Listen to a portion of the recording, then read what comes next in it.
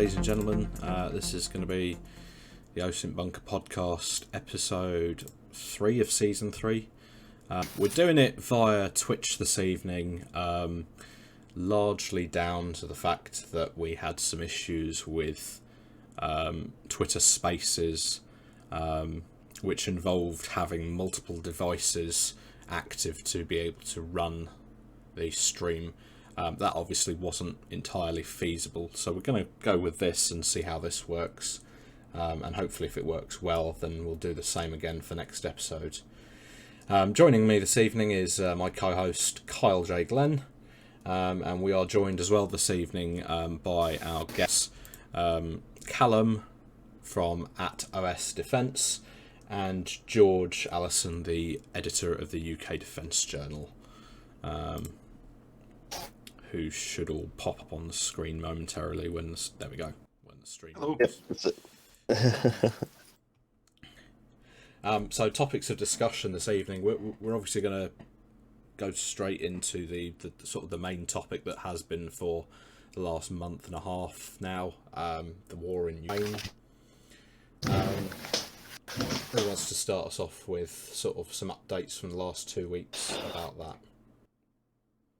Well, I suppose the big news from today is again the footage that the Ukrainian government released of the TB2 strikes on the 2 Russian patrol boats near Snake Island.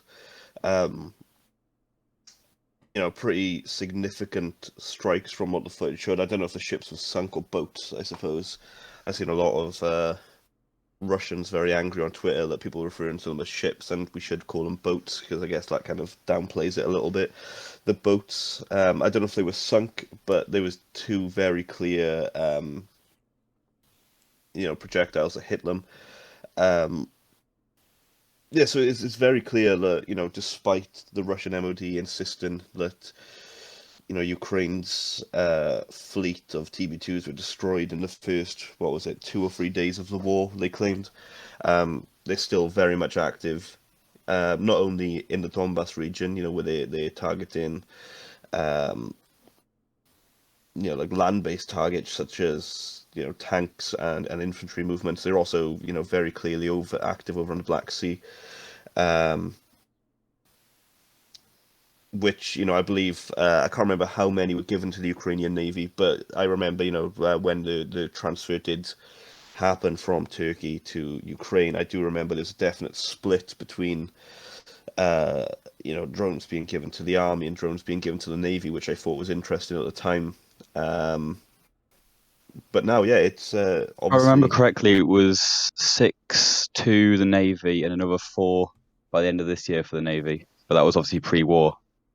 Yeah, no, and obviously that was just what was announced as well. I think there was a lot more kind of rushed in, right? In the build-up to the invasion, there was definitely a couple of, flights that came over from Turkey in the 48 hours prior to the invasion, and I believe there was a couple of aircraft stranded on the ground in Kiev, right? Yeah, I think 2 AF400M Atlases are still there.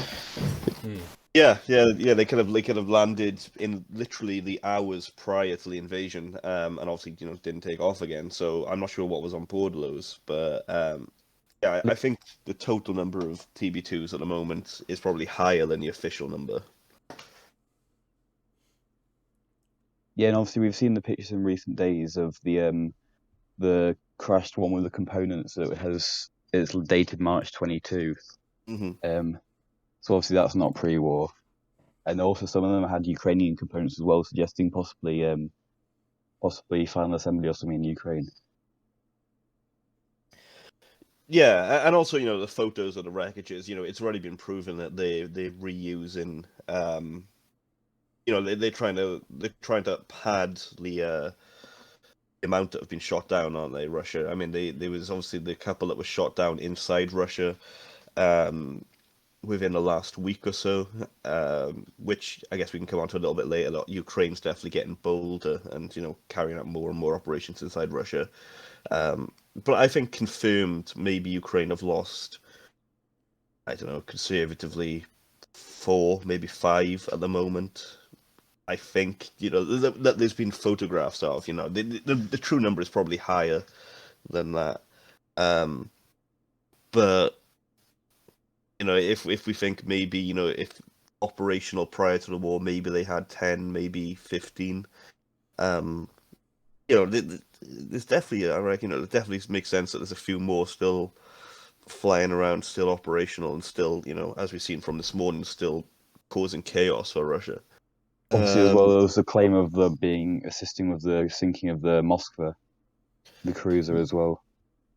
Yes, yeah, I can't remember what the claim was. Was it like they used it to distract it or something like that? Was that what the claim I think was? that's what I remember. They used a TB2 to distract the cruiser, and obviously then the Neptune missiles done their job. Yeah, yeah.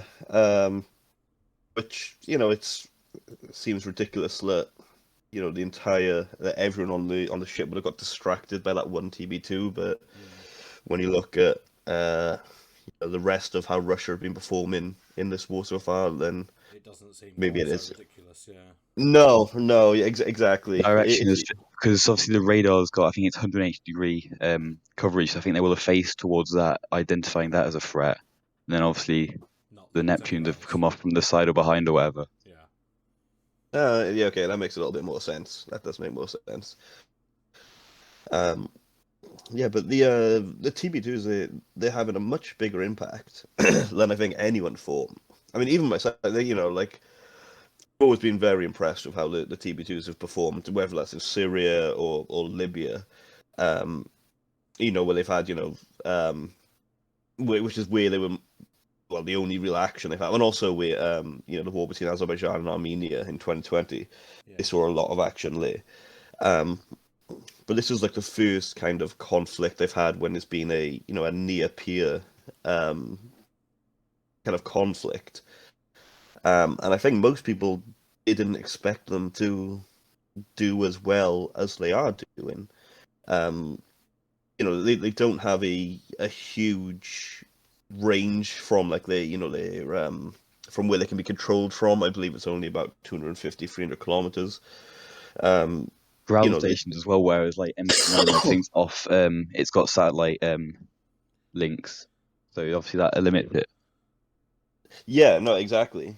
And yeah, they're not stealthy in any way. They're slow. They don't fly that high. They're not they. Well, that's what I said recently in an article. It's quite simply Turkish drones should not be making a meaningful impact. They're No. medium altitude, slow flying aircraft with a large radar cross section, but they are making a meaningful difference. And I think part of that is how the Ukrainians are using them. Ukrainian forces have been essentially flying in at low level, popping up and raiding with them, striking targets of opportunity. And I think that really does say a lot with regards to how Ukraine are fighting Russia. Ukraine are fighting with 21st century technology and tactics against a 20th century opponent. Yeah, that's a great way of putting it. I saw there was a photo taken from, I can't remember where it was, but it was a textbook.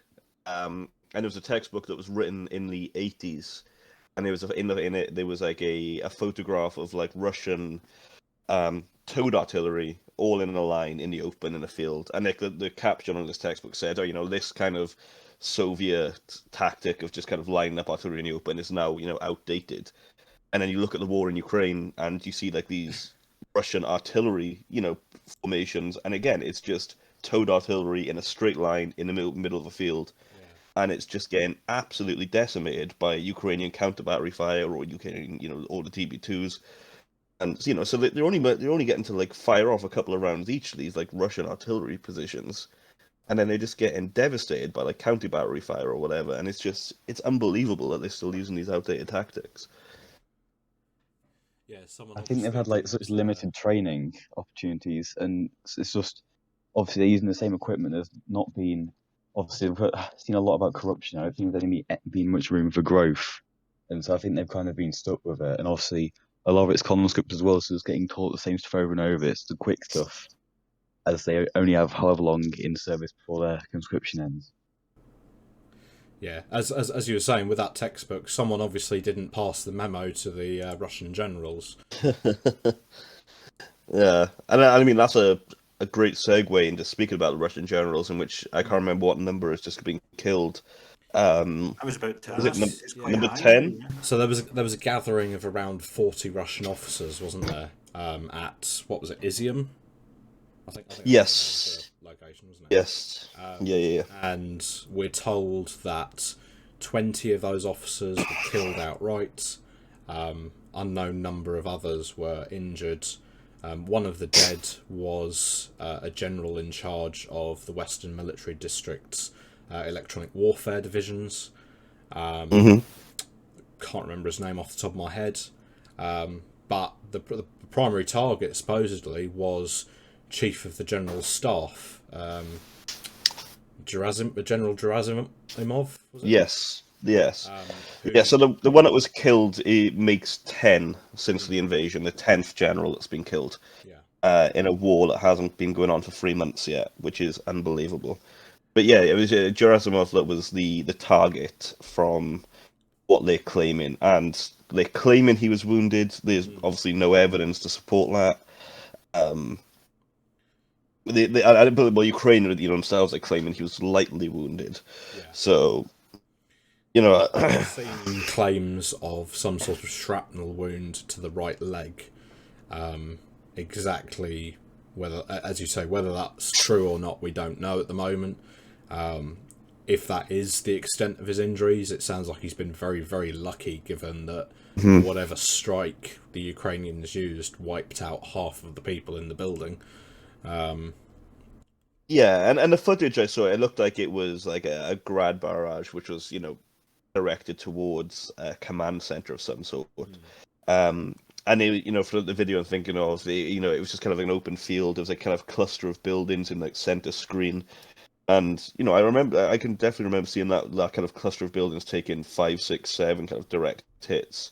So, the vast majority were, not direct, kind of missing, but if there was a collection of officers in any of those buildings, yeah, it makes sense that kind of casualties would be significant from there. Someone's saying in chat that we're not at 10, we're at 7 to 8. I've definitely seen people say 10. I'll need to double check that.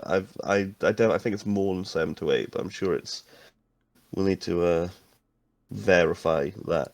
Okay, well, we'll say at least 7. At least 7 to date, which is, almost it's one a week. Yeah. Yeah. I think I remember seeing that. I can't remember how many it was. How many generals were killed through the entire war of Afghanistan for the Soviet Union. It definitely wasn't 7. I want to say maybe 4 or 5 from memory. But yeah, it's just the sheer scale of loss so far for Russia. It's just difficult to get your head around, isn't it? I mean, it's been a while since we've seen any kind of major conflict with these kind of losses. yeah, I mean, you look at Syria, which has obviously been going on for A long time. over a decade now, and I believe that death toll there, it's 500,000, over 500,000, which is a huge amount of death. But when you start hearing there's I believe Ukraine are claiming that there's 20,000 Russian killed, which means it's probably a little bit less than that. But we can certainly say it's over 10,000. I believe that that's not a ridiculous claim to make, that there's over 10,000 Russians killed in this war so far. If we're being honest, the amount of Ukrainians killed is probably around the same. Civilians. I can't remember how many civilians have been killed off the top of my head, but I think realistically we're probably looking around maybe 25,000 dead so far, probably more. And they said today it's at least 4,500 still missing that have been reported missing. Oh yeah. So yeah. I'd say 20,000, 25,000 at least dead so far, like on all sides, and that's just in 2 months, 10 weeks, say, of war. if anything, if it carried on that scale just for a year, that's going to be an absolutely devastating amount of the human cost will be absolutely devastating in that. And like I say, we haven't seen anything like it. That it's important to say that it cannot continue for a year with those kinds of losses, because, I mean, the US Defense Department's come out today and said, well, Russia's lost approximately 1/4 of its military power in Ukraine as of today. But yeah, the Ministry That of works out Defence to about 15% of its total ground power is now, or not, what's it called? Destroyed, captured, whatever. Yeah. Call it combat ineffective. Yes, I believe that is the term. I'm reading the intelligence update just now. The Ministry of Defence say that Russia committed over 120 battalion tactical groups, approximately 65% of its entire ground combat strength, and now more than a quarter of these have now been rendered combat ineffective. Yeah. That is astonishing. Yeah, and with those kinds of losses, and with the fact that it's fair to say that Russia is not exactly having its way at the moment, I think we're seeing them losing ground. Is it fair to say at the moment? Yeah. Especially around Kharkiv. Yeah, there's a significant Ukrainian counteroffensive going on there at the moment.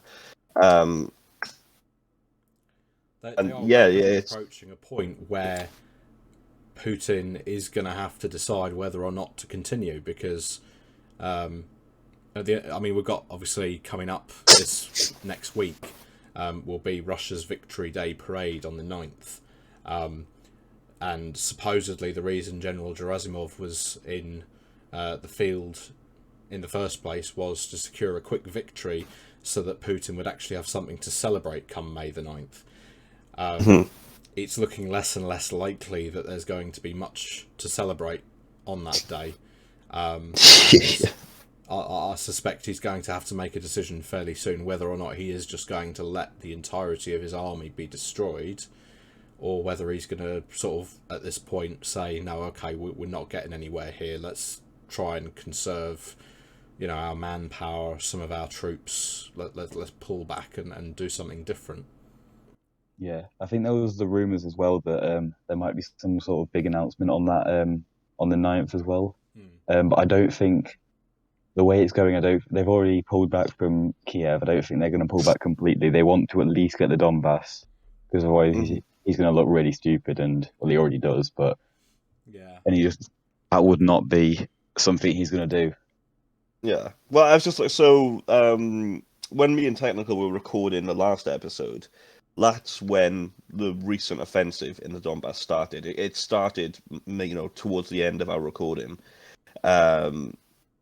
So that was on the 18th, and I'm just looking on the live UA map now to see what the kind of territory looked like around there, around the Donbass, and what it looks like now. So the 18th was 25th, exactly 2 weeks ago today. So in 2 weeks, in the Donbass, Russia have advanced 12 kilometers south in 2 weeks, which is nothing, is it? They've not captured anything of significance in those 2 weeks. Even if you look at like the south of Mariupol, they still haven't fully captured the states. There's still again, difficult to say how many exactly, but still a significant amount of fighters in the steelworks, the Azovstal steelworks, which is completely surrounded, and Putin himself has said it's not worth storming it, because I think it's one of the first smart decisions Russia have made since this war started, is not to try and storm that is it steelworks, cement works. I can't remember exactly what his official purpose was. It was Soviet originally. Yes. They've had Ukrainian reports that they've restarted the storming of it. So don't know. Oh, okay. Well, I might coming from Ukrainian channel. Yeah, I might need to take back my comment that if they've made smart decisions there, then if that is the case. I mean, we are talking about an army that decided to start opening fire on a nuclear power station, so Oh and God, digging trenches and radioactive ground. Yeah. Oh, I forgot about both of those things. I completely forgot that both of those things happened. There's been a lot of strange decisions. Yeah.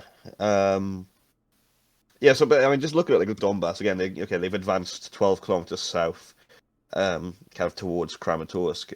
There's been Oh. no movement in like the opposite direction. So I was kind of expecting them to obviously try and surround, Kramatorsk, the big cities like Slavyansk, and kind of link up from Izium down to Holivka or Golivka, kind of trap, the bulk of Ukrainian forces later in the Donbass. And for them to do that, I fully expect them not only to push from the north around Izium, but also to kind of push from the south, right? To kind of then link up in the middle. I mean, again, I'm no strategist. I'm not in the military or any kind, but that just seems like you're doing half the work at that point if you're getting, if you're pushing from two different directions. And they've definitely, and since they've bogged down around Izium, I was definitely expecting them to at least try to start an offensive in another direction, to at least, maybe try and draw some of the Ukrainian forces away. And again, I suppose that might be a little bit difficult, like was mentioned earlier, when Ukraine are currently conducting a rather successful counterattack around Kharkiv. Have pushed Russia back from the borders of the city. There are claims that they've pushed east from Kharkiv all the way to the river, and Russia have been pushed back across the river and blown up bridges as they go. Which would be, a hugely significant victory if that is confirmed. But again, that is unconfirmed at the moment. But yeah, I suppose with the offensive stalling around Izium and then them now losing a significant amount of ground against Kharkiv, there's not a lot for Russia to be happy with at the moment. And Do we think that What's Russia the ongoing can't be situation pushed back? with the Sorry, sort of John. Moldovan region of Transnistria, if I'm pronouncing that right? Still try- very tense, but there's no real new developments in the last day or two. Obviously, there was the attack, the couple of attacks. There was one on the was it security services headquarters or something. yes, with the weapons conveniently left behind in the street. Yeah, but there hasn't been anything the last couple of days, as far as I'm aware. Right. Yeah, there Obviously, was. that is. There's, There was cyber attacks on the Moldovan government. yeah, and there was obviously the reports that men, again, as we kind of saw in the Donbass, that men between the ages of 18 and 50 are banned from leaving. And also there was a kind of general mobilization kind of suggested. I don't know if that was confirmed. You got approved. Okay. And then we've definitely seen videos and photos of Transnistrian troops kind of on maneuvers, doing exercises. They look even worse equipped than the separatists in the Donbass and the Luhansk region, Well, which was ignore the fact they had no magazines in their guns. yeah. So again, I mean, just to avoid any more unnecessary kind of like loss of human life, I really hope that they don't try and advance into Ukraine from there, because it's just going to be a massacre from what we're seeing at the moment. Obviously, Russia are bombing bridges around Odessa, presumably to disrupt supply lines and stuff like that. There. Russian forces in Ukraine aren't anywhere near Odessa at the moment to make sense for them to be kind of pushing from like Kherson or anything like that. So the only thing that does seem to make sense is maybe they were going to push from Transnistria. Maybe we'll start seeing some more like warning signs as we get a little bit closer to May 9th, which is obviously in a week from now. Maybe they'll start moving stuff around and pass it off as preparations for a victory parade. That's just one theory of mine. But I don't think we're expecting anything imminent from Transnistria. I think it's something that I think will become into play eventually, but not right now. And the same with Belarus. I mean, Belarus completely fizzled out, didn't it? There was, they were expected to get involved very early on. and then Russia got booted back over the border. And I think Lukashenko, again, maybe one of the first intelligent decisions he's made, has decided he wants no part of it. If Russian troops are getting kicked back over the border, then Belarusian troops, I don't think are going to fare any better. I do find it somewhat ironic that the man who effectively gave the world the most audible warning of what was coming in terms of, there's going to be a Russian invasion of Ukraine, is probably the first person smart enough to have backed out of it. Yeah, when he was kind of saying this stuff, like back in November, December, kind of thing. Yeah. And yeah, and even January, I was still kind of like, is he just trolling us? Because I can remember there was the first, and I remember I mentioned it a few times on Twitter in like the group chats and stuff, that like Lukashenko, he was talking about a what's the word I'm thinking of? Referendum. Yes. Yeah. They were going to have a referendum in Belarus about whether he could stay in power and stuff like that. And I remember there was like a really throwaway comment in which he said like, "Oh yeah, we'll have the referendum in February unless the war starts." Yeah. And I was like, "What do you mean unless the war starts in February? Like why are you asking like?" And I was thinking, no, I was like, he can't have like just given it away like so simply like that. And then there was give away a plan on TV, if I recall. Oh, the map, yeah, the map showing they were going to try and invade from. Oh, yeah. It's fair to say that the entire Russian invasion has been dogged by people making slip-ups. Yeah. Love understatement. Lack of yeah, it's been I don't think there's ever been a campaign fought with such a complete lack of apparent organisation to it. I mean, we've joked so many times about Russian generals going to Putin with their plans and him just sitting there looking at them like they've lost their marbles. I mean, the entire invasion. Gone. I was just going to say the entire invasion reminds me of the first time I played the game Civilization. And how poorly I.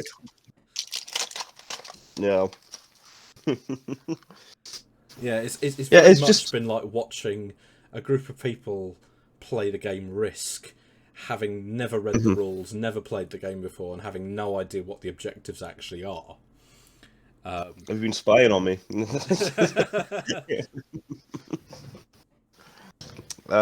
Yeah, it's absolutely insane. Again, I've just got the like the live UA map up now, which again I've constantly got. It's such a great resource. And yeah, it's just the map hasn't changed for weeks, really, in any. Well, it's definitely not in anything that's going to favor Russia. And it's just unbelievable. Like I still can't believe that we're 9 weeks really into this invasion, and it's still going on. Again, I don't think anyone would have predicted that. I remember before the war, I actually predicted that Ukraine would lose, and I predicted they'd lose very quickly. Same. I'll hold my hands up to that. I was adamant the invasion was going to happen. I didn't think they were going to go for Kiev, and that was the one thing I didn't think they were going to go for. I thought they were going to stick to the Donbass. Yeah, same. Move into the Donbass in like huge numbers, very quickly sweep through the rest of the Donbass, and then end at the borders of the Donbass and be happy with that. Yeah. And Honestly, honestly, at Hostomel, though, that's when I thought they were going to lose. I was like, it's all over. Yeah, I mean, I think if they just went for the Donbass, they would have won very quickly. And again, you will never know. But if they'd taken the troops they had and just pushed into the Donbass, I think this would have been over by now. And Ukraine would have sued for peace, and they would have been happy with that. Yeah, but just thinking back to the early days of the war, landing at Hostomel, the National Guard trucks just rushing into Kiev on their own, and it blows my mind when I think back and just the insane stuff that's happened. Again, there have been a lot of crazy predictions though in the last few days. One I read said that they believe Ukraine may retake Crimea. Now, That's a bit Yeah. far. Yeah, I mean, I think the one lesson we've learned from this conflict is that we should really not underestimate the Ukrainians. yeah. I think True, for yeah. me, I was certain the invasion was going to happen. I think, like you, George, I was not expecting Ukraine to last very long, given how much equipment and how many troops Russia had amassed. I think we've been left a little bit stunned, as have the Russians, needless to say, about how well Ukraine has done. Oh, absolutely. And I mean, far be it from me to say that they won't be able to retake Crimea. At this point, as far as I'm concerned, nothing is off the table. I don't Yeah. think it's something that's going to happen overnight. I think we're probably going to be waiting months, if not maybe a year, Years. something like that, if it Yeah. happens. I think before the war, a lot of us weren't expecting the sheer volume of equipment that Ukraine now has. I read, I can't remember the exact number, but I read an interesting bit of information recently that the average Ukrainian soldier, in terms of anti-tank missiles, that kind of thing, is more heavily armed than any soldier anywhere else in the world, and I found that fascinating. I That's think a lot of crazy. the predictions from before the war really did, that no one took, myself included, no one took into account how quickly they would be rearmed. It's again, it blows my mind. Yeah, and I was again. I saw people a week or so ago kind of predicting that Ukraine could kind of counter into the Donbass, and I was very firmly against it. I was like, I don't think there's a chance of it. But then I did see, was it Liz Truss and the other guy whose name is I'm forgetting his name. What's his role? Forgetting that as well. I'm forgetting that as well. Very senior. I think he might be very senior in like the British Army, maybe. But maybe more on like the kind of government side of things. I don't know. I honestly, I'm gonna have to look that up because that's gonna be embarrassing for me. No, it wasn't a defense minister. Anyway, I'm getting sidetracked. But they did say that they were going to support Ukraine until Russia was repelled from all areas of Ukraine. That includes the Donbass and Crimea.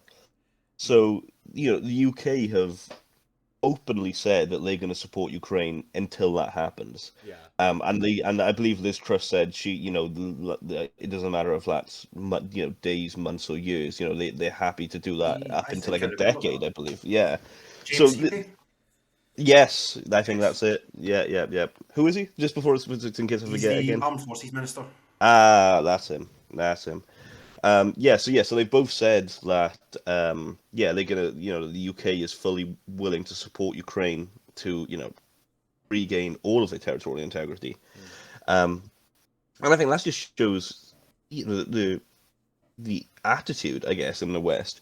In the build-up to the invasion, obviously we saw a lot of support from the UK, we saw a lot of support from the US, we saw a lot of support from the Baltic states, and like Poland, unsurprisingly, because Russia's on their borders. Yeah.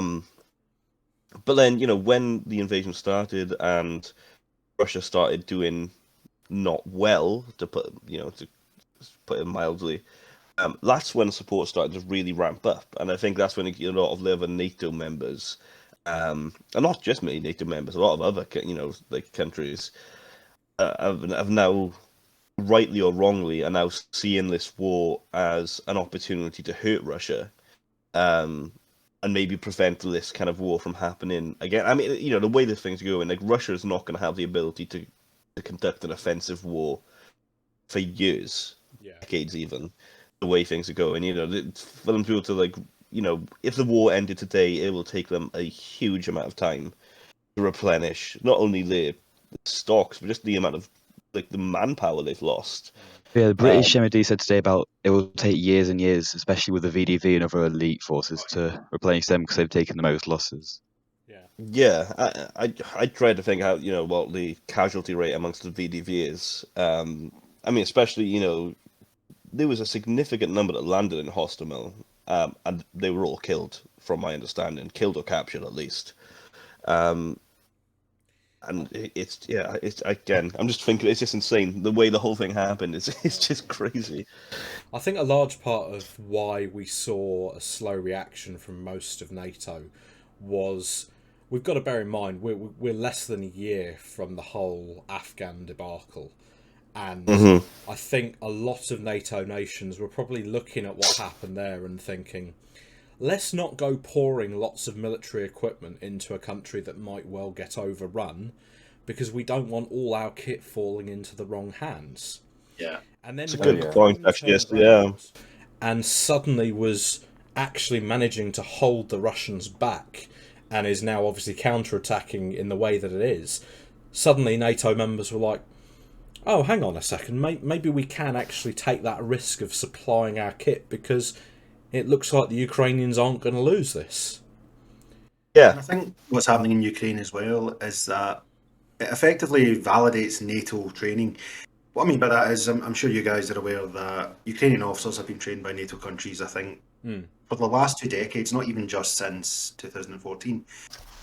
I think it's 8 countries. I could be wrong, probably am wrong, but I think 8 countries have provided hands-on training with Ukrainian instructors who have then provided training to their troops, and I think it's turned NATO from, sorry, not NATO, it's turned Ukraine from a country with a sort of rigid Soviet-style command system to one that more mirrors Western command systems, encouraging soldiers to think on the move, as it were.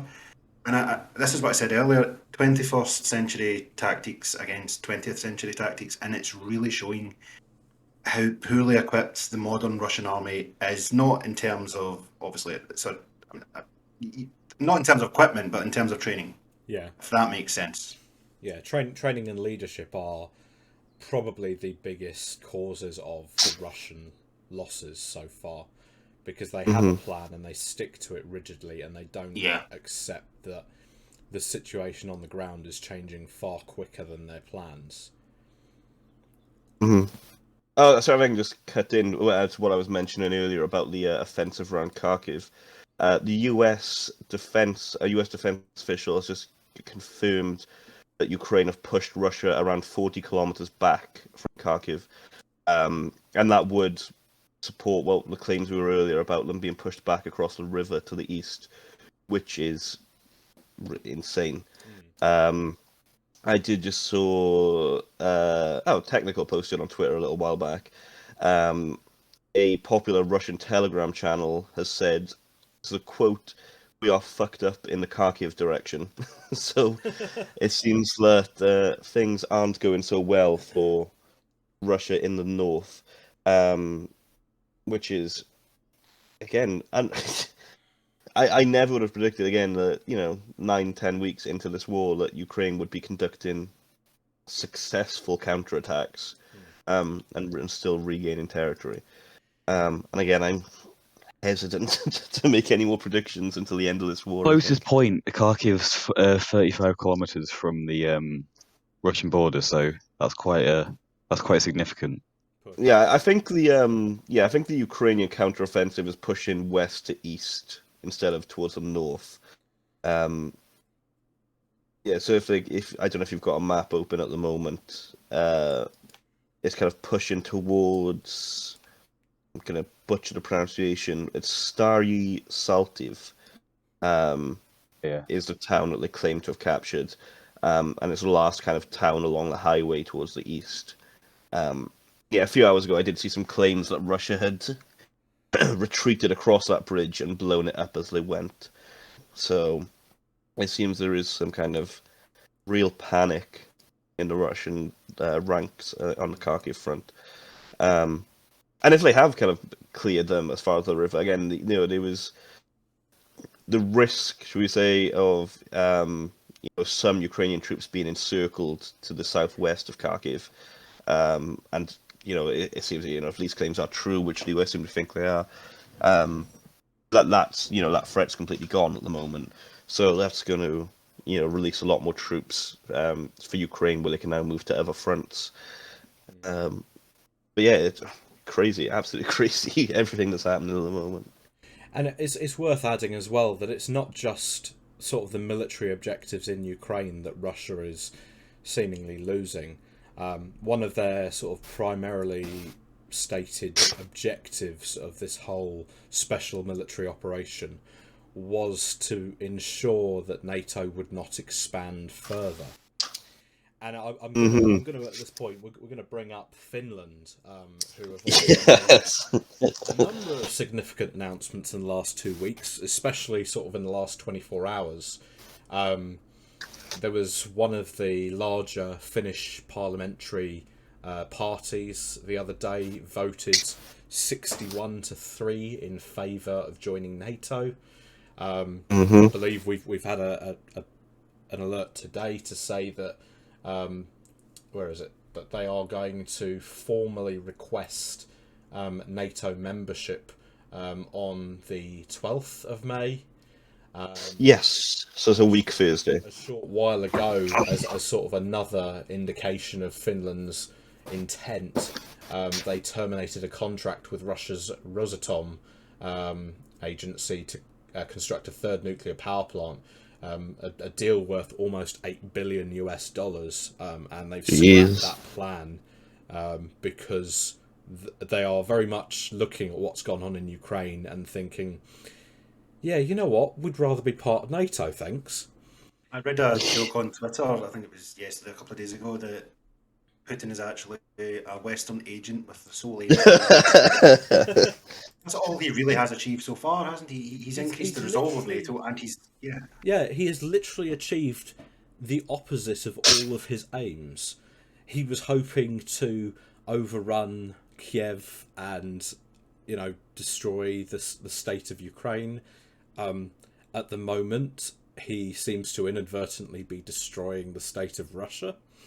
He wanted to prevent NATO expansion. We're now looking at Finland and a few other non-NATO European states turning around to NATO and saying, how about adding us as members?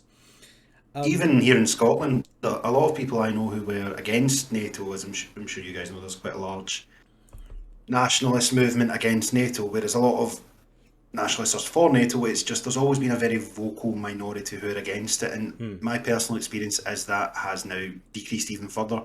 People I know who were anti-NATO, adamantly anti-NATO, are now saying things like, well, maybe it would be a good idea. Yeah. And I know from my perspective, sort of London way, before hostilities broke out, we were seeing a lot of sort of anti-war and anti-NATO protests by people who frankly weren't all that well read up on what was really going on.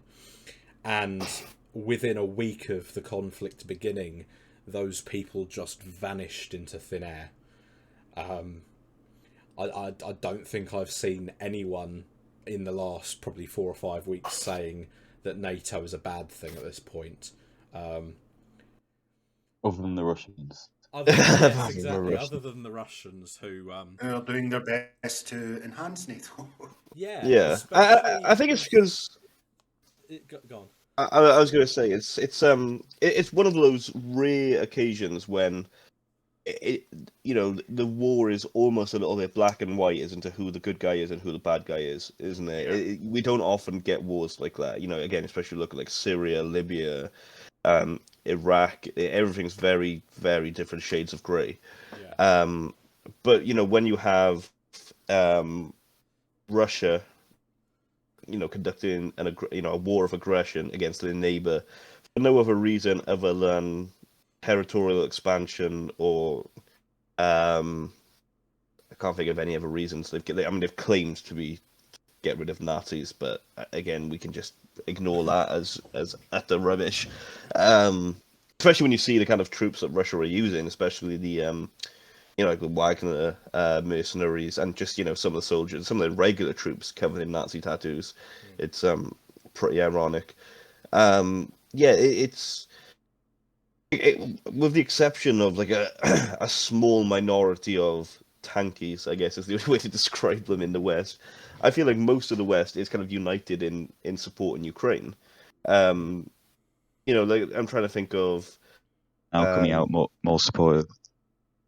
Yeah, I'm just trying to think of like the last kind of war in which it was kind of cut and dry. The Falklands, obviously, which again is even appropriate. the Falklands wasn't necessarily that cut and dry.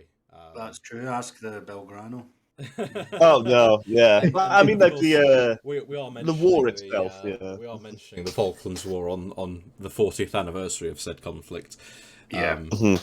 We'll probably touch a little bit briefly on that in a little while, but I think as well, one of the things that I've found most, I want to say amusing, but that's probably not the best word for it, has been No. as Russia has realised that it is losing, they've gotten very, very good at making threats around use of nuclear weapons. I think Yeah. the Oh, UK they has threatened been... England yesterday. Yes, I think No, UK not has the been- UK, just England, which I found very strange. I saw your tweet earlier, George. I Yeah. think it was intended to mean the whole of the UK. Of course it was, but I mean, it's always good to poke a bit of fun at the Russians. Yeah, and we've seen, particularly the last sort of 24, 48 hours, Russia really ramping up the threats about, we'll nuke the UK. And I think that ties into, as you said earlier, the fact that Liz Truss and other senior UK government officials have come out and said, no, we're going to support Ukraine with equipment for as long as it takes them to push Russia back out. Yeah. I think it's fair to say Russia's not taken to that idea very kindly. No.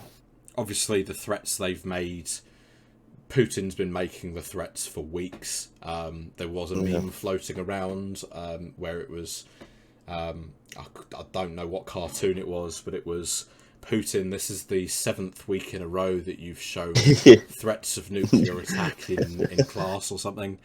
Yeah. It's just tiring, isn't it, at this point? it is I mean, tiring, again, and- I didn't, obviously, I'm too young to remember, obviously, the Cold War. I think we all are. Yep. But, yeah, I mean, again, you think of like, when there's just constant threat of nuclear war. And I suppose it's a lot more plausible, in like the 60s and 70s for sure than it is today. Because I don't think anyone genuinely believes that Russia are going to fire a first strike, a nuclear weapon anywhere in the West as a result of what's happening in Ukraine. Yeah. It would be the end of Russia. Well, And exactly. then with it. I don't think anyone believes it for a second. Mhm. But as I've said, let's not leave anything off the table, because Putin's behaviour has been less than predictable. I'm not suggesting for a moment that we're going to see this happen in the next 20 years. I certainly hope it doesn't. But realistically, we are talking about a nation that is armed with nuclear weapons. It is probably armed with some of the more capable nuclear missiles in the world. Well, Would he go that far? that we know of. Would he we go we that thought their far? air defense Who was knows? capable. Well, this is it. So, I'm inevitably waiting for the accidental launch or something.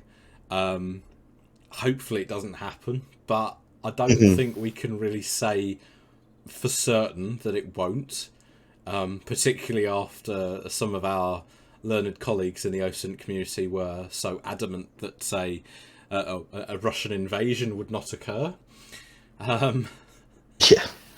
Yeah, I Yeah, mean, it's- obviously the threats aren't being taken seriously. I think it's fairly obvious to see that from the fact that UK sort of media are talking very little about the threats and sort of discussing a great deal more what's actually going on the ground in Ukraine.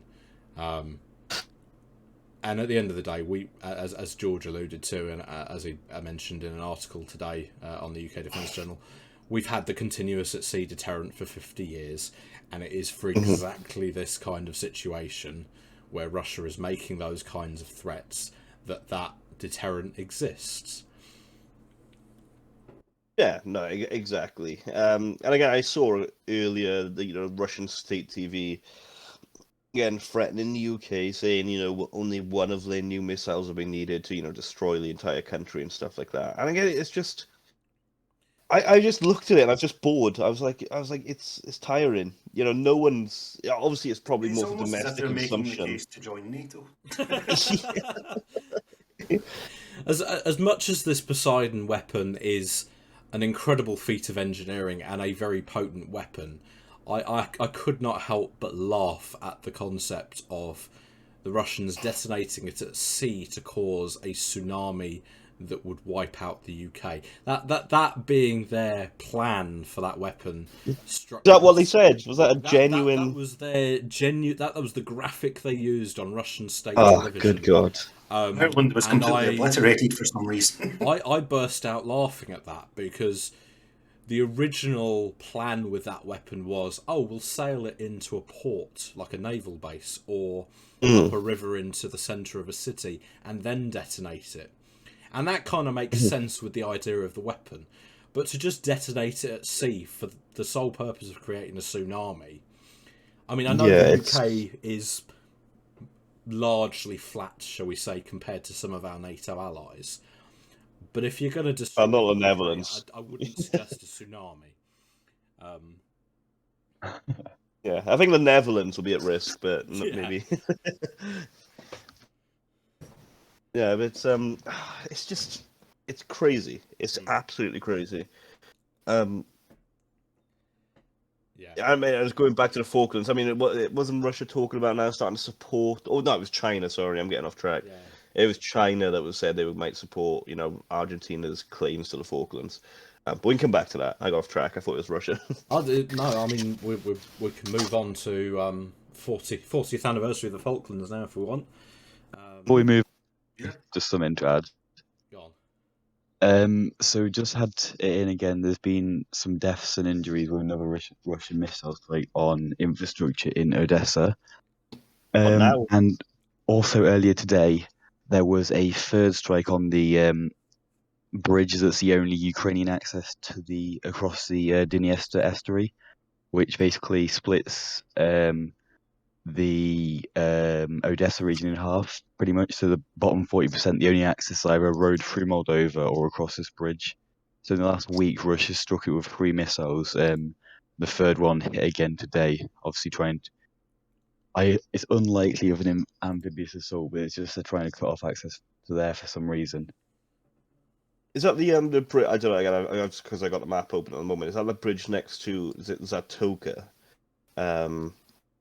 Believe so. Yeah, it's the one south of Odessa. Yeah. Yeah. Quite a big one. It's like nearly a 300-meter long bridge, decently sized. Yeah, only Ukrainian access as well to that southern bit of territory. Yeah. And I did see. There was the strikes on the bridge again a little while ago, wasn't it? And that was coupled with tensions in Transnistria. Yeah, so it does seem like Russia still have some plans. Most certainly, they're a bit too incompetent to execute them. Yeah, I've been trying to get satellite imagery of that bridge for the last couple of days as well since it was struck for the first time, but the weather hates me. So hopefully, in the next couple of days, I can get something. Also, there's now 600 Russian tanks visually confirmed to have been lost just now from Oryx. Yeah, I saw that. So How many tanks does the UK have total? Again, it's like 200, isn't it? Yeah, if that. 250, I think, or 225 or something. Yeah, although we're dropping to 148, I want to say. I don't know if that's... It's around that figure, I'm pretty sure. That they're upgrading to challenge. Yeah, that number does ring a bell for some reason, 140, yeah. Javelin and an N-Law, and are we happy? Oh. But yeah, so Falklands 40th anniversary. It's fair to say that sort of with everything going on in Ukraine, we have been somewhat distracted from events in the Southern Hemisphere. Argentina have obviously made a number of statements, as they do every year, saying that the Falklands dispute is not over, and that someday they will, retake what they believe to be theirs. I'd be more concerned if they stopped making those statements, to be honest. I think at this point it would be more alarming if they just turned around and said, no, you know what, we give up. Because to me that would be like, okay, what are they planning?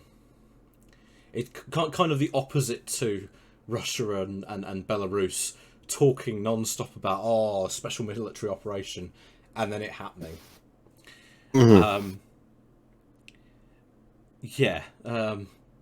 Argentina. It does have some. I was going to say it does have some parallels as well, doesn't it? Especially with Russia losing their flagship. Yeah, I mean, I think it's. I may be wrong with this. Please correct me if I am.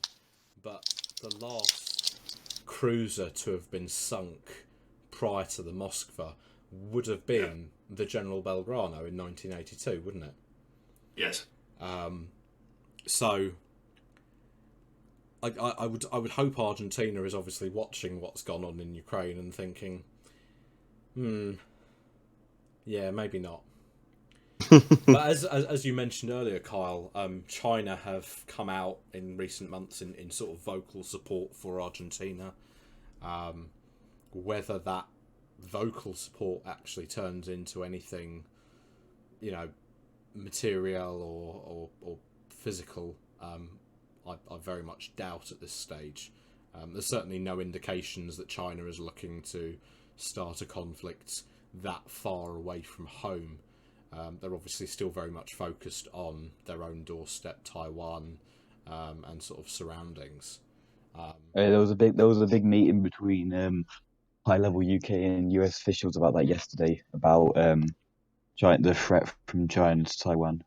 Yeah, and I think it's obviously the threat has by no means deteriorated. The threat is still very much there, and China is still, in my opinion, very much capable of an invasion of Taiwan. Obviously, the longer they wait, the more equipment they will have available, the more landing ships and so on they'll have built. And laws, and they'll be fine. Yeah, but I would imagine that there are probably elements of the Chinese government at this point who are looking at what's going on in Russia and Ukraine and thinking, okay, let's not make the mistake Russia has made of underestimating our opponent. Because as much as Taiwan is a very, very small geographical area and a very small population by comparison to the People's Republic, not the People's Republic. What am I on about? Is that the correct name? People's Republic. Yeah, People's Republic of China. Yeah. It is. Okay. I always get them confused with fucking North Korea, isn't it? Yeah. While the population difference is obviously massive, I think what Russia has very much shown the world is, peer-on-peer wars are not going to be quite so much of a walkover as, say, the war on terror. Although, admittedly, with everything that went on in Afghanistan last year, I don't think the world can really say that the war on terror was much of a walkover either. No, terror definitely won the war of terror, Lee, I think. Yeah, unfortunately. And as we've alluded to before, I suspect that in the coming years that is going to come back to bite NATO and the rest of the world quite hard. Certainly, yeah. But yeah, China is obviously still massing forces.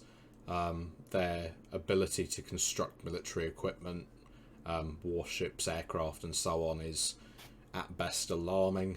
And I think it's. I mean, the fact that they've had a meeting between US and UK officials yesterday is a very good sign that at the very least we haven't forgotten that threat. With everything that's going on in Europe, I very much doubt China's going to act, especially now. I think we're probably looking years down the line now before anything happens. They still need time to build up a much bigger capability. Yeah, partly because of that whole capability thing that they will need to enhance, and partly because they will be very closely watching Ukraine and sort of hopefully Taiwan will be learning lessons. Hopefully China will not be learning lessons. And will we see a similar state of affairs between China and Taiwan in the years to come? I would say it's probably likely. And also, we've heard with how much intel's been poured in by the US, and I think that was something we could, in the event of the Taiwan scenario, that's something we could see with Taiwan as well. Obviously, that's been very effective in Ukraine. We could see that repeated, and so that's something. Obviously, they've got probably some of the best intel. They've got however many satellites, etc., etc., and they've got obviously aircraft be a bit more of an issue over Taiwan, South China Sea, etc. But it's obviously been very effective with like the Global Hawks over the Black Sea and everything over Poland and everything. Yeah. That's been allowing them, like, they've had real time. They've even been going down to giving the Ukrainians coordinates, and then they've just been targeting that. That's how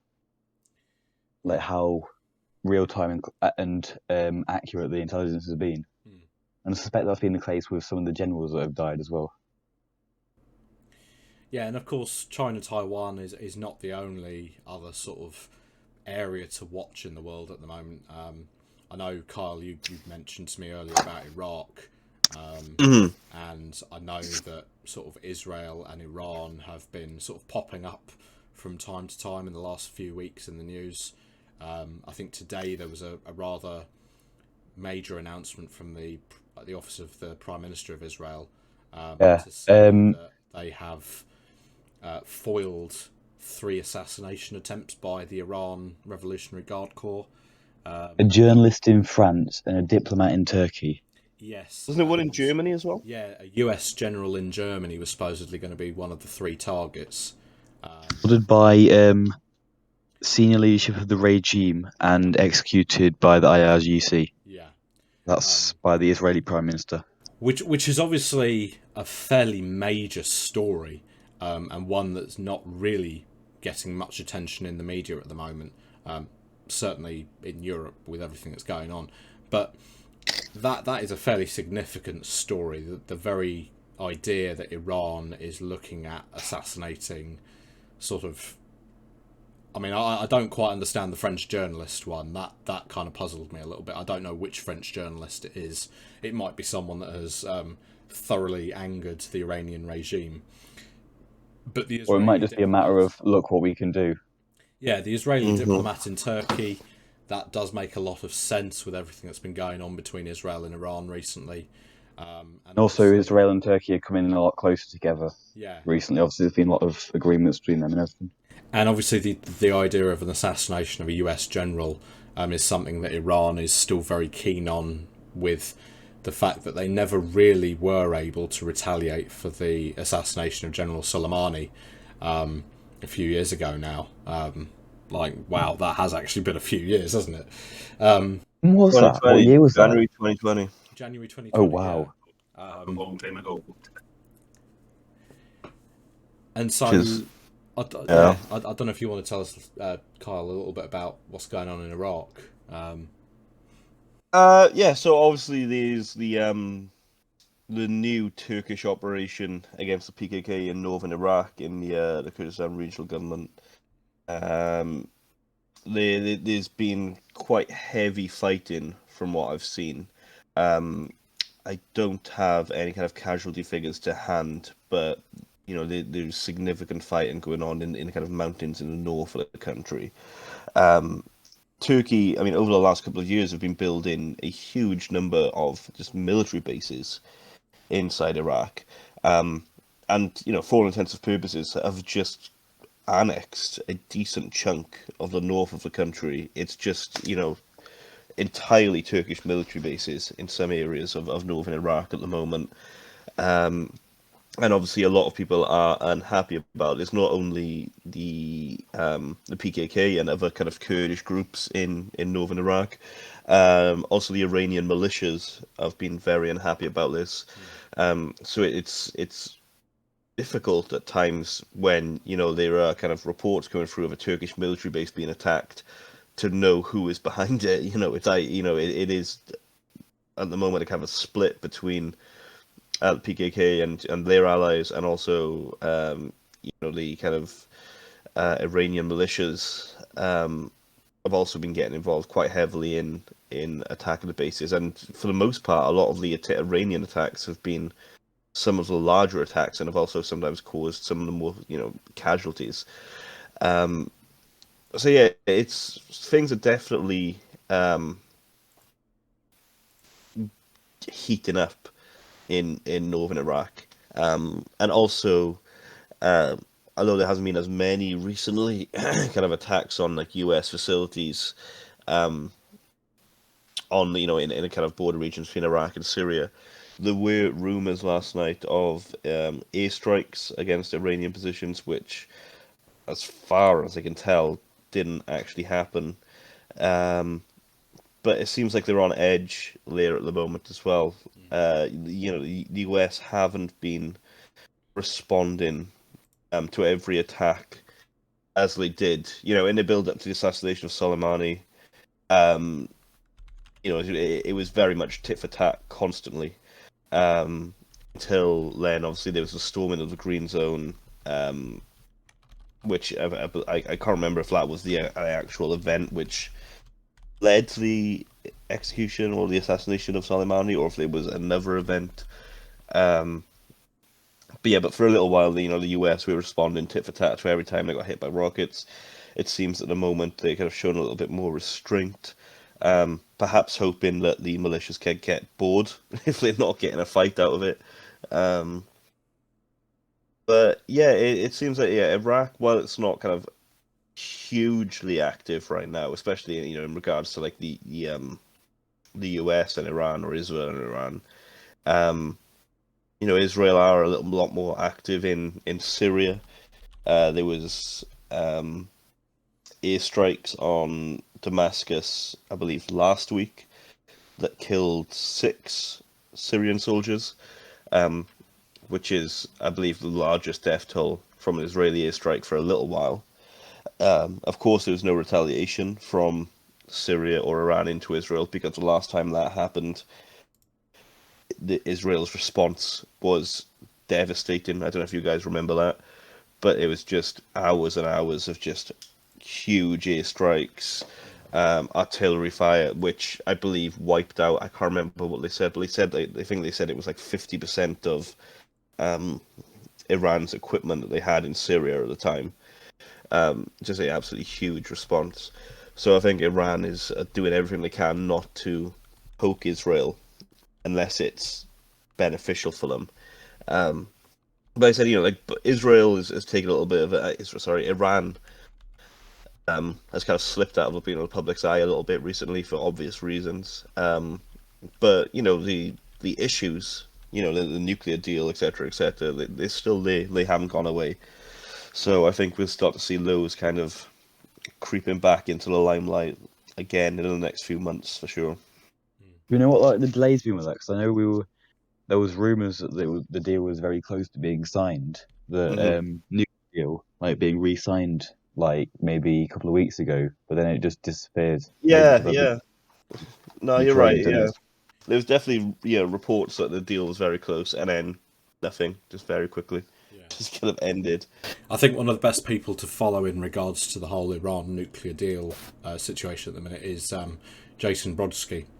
I'll put the link to his account in the video description when this goes up on sometime later this week. But he is very, very good, very focused on sort of the story around the Iran nuclear deals. He's come out with a lot of very, very good analysis in recent times. So he's well worth a follow if that sort of topic is something that interests you.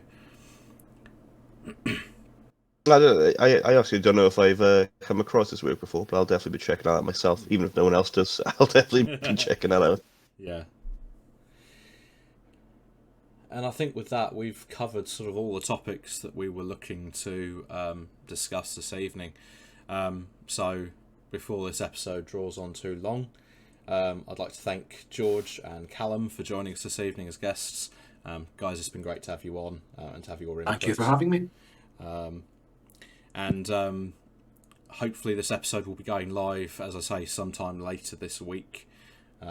We are recording this on the Bank Holiday Monday, 2nd of May.